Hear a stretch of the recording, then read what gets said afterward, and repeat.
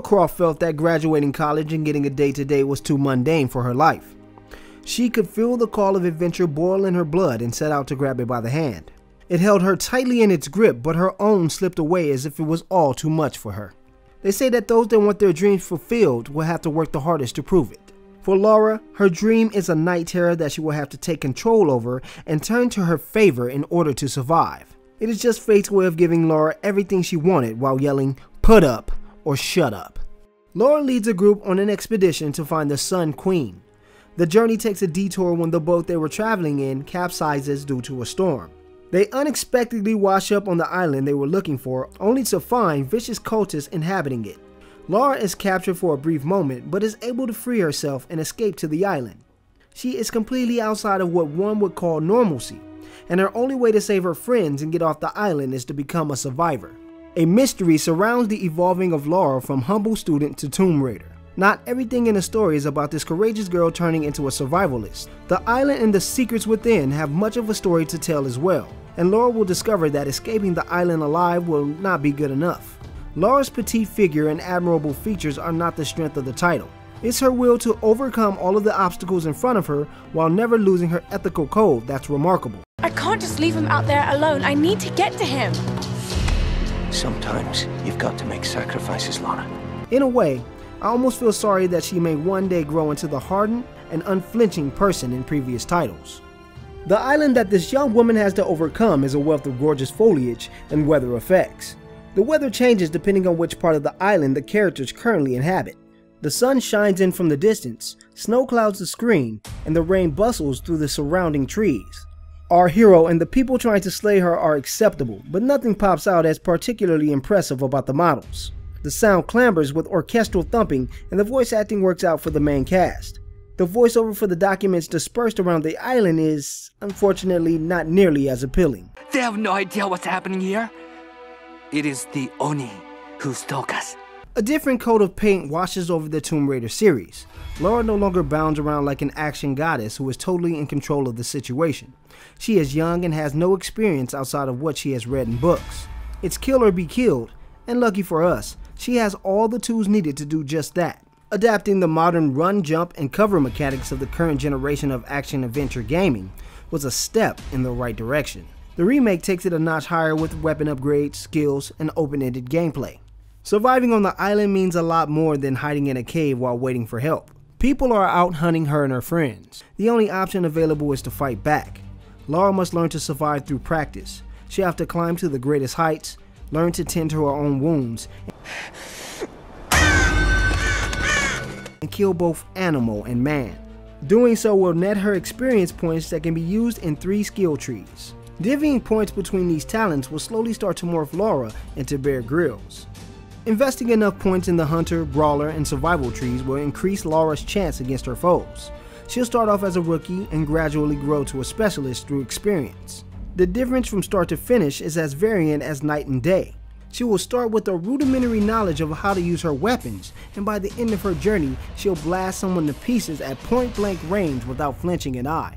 Lara will be able to stalk not only humanoid enemies, but the creatures roaming about in the jungle as well. Her survival mode highlights nearby adversaries and collectibles. Slaughtering an animal adds to her experience meter in a minor way. In fact, after she has killed enough of the wildlife in one area, Lara will receive diminished experience points from hunting. The penalty is fine since hunting does nothing special after it is initially introduced. If Lara were forced to eat to survive, it would be more appealing. As it is presented in its current form, it's unnecessary and optional due to low experience gains. Lara will also learn how to become a weaponsmith during her pilgrimage.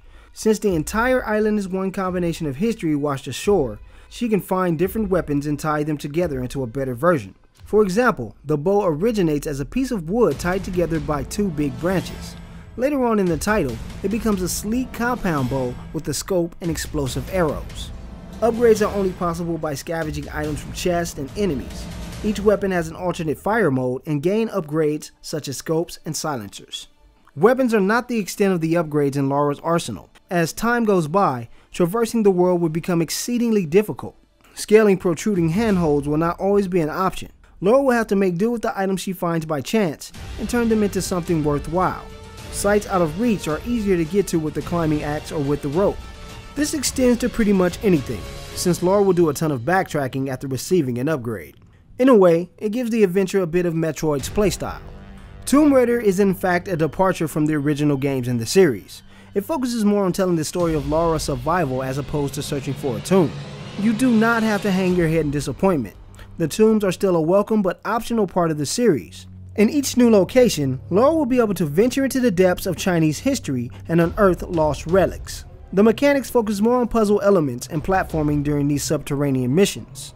The puzzles are far from brain scrambling and a tad simplistic in comparison to series tradition.